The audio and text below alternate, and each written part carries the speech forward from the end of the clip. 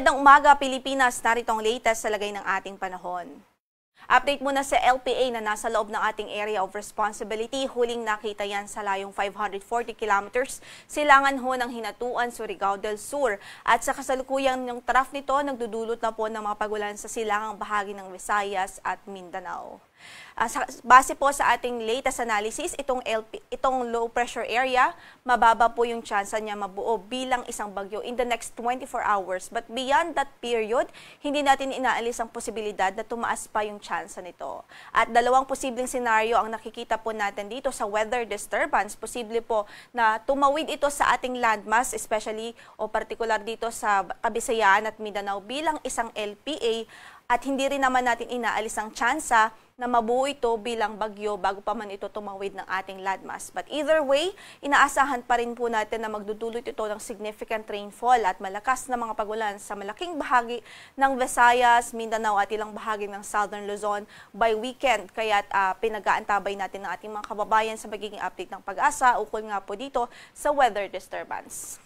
Samantala yung easterlies patuloy din nagdudulot ng mga pagulan sa Aurora at Quezon at nakakaapekto ito ngayon sa Luzon at Visayas.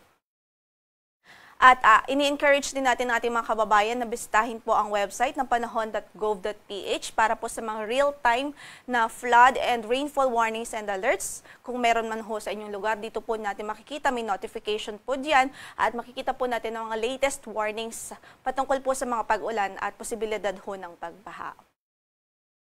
Samantala, para nga po sa pagtayo ng ating panahon, nasahan natin ng maulap na papawurin at mataas ho na tsansa ng mga pagulan sa Aurora at Quezon dahil sa easterlies.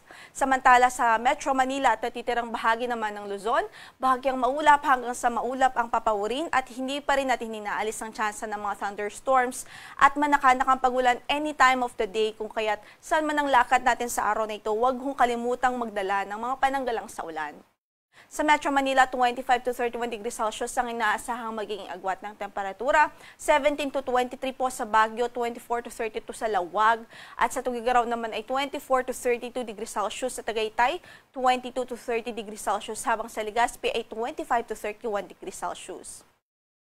Sa Eastern Visayas, Caraga Region at Davao Oriental, mataas din ang tsansa ng mga pag-ulan sa araw na ito at maulap ang papawurin dahil nga po sa trough ng LPA na nasa loob ng ating area of responsibility.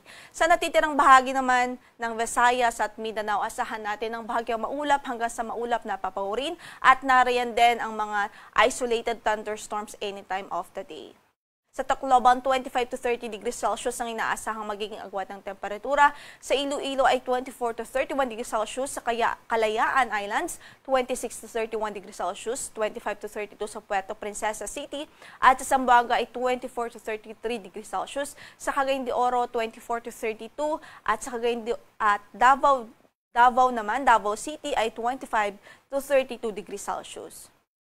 Wala rin ho tayong gale warning ngayon na nakataasan mang bahagi ng ating mga baybaying dagat, banayad hanggang sa katamtaman ang magiging kondisyon at pag-alon ng ating karagatan sa buong kapuluan. Ang sunrise natin for today is 5:45 in the morning at mamaya ay dudubog ang araw sa ganap na alas 6 ng gabi. Ito po si Lori de la Cruz, Galicia. Magandang araw po.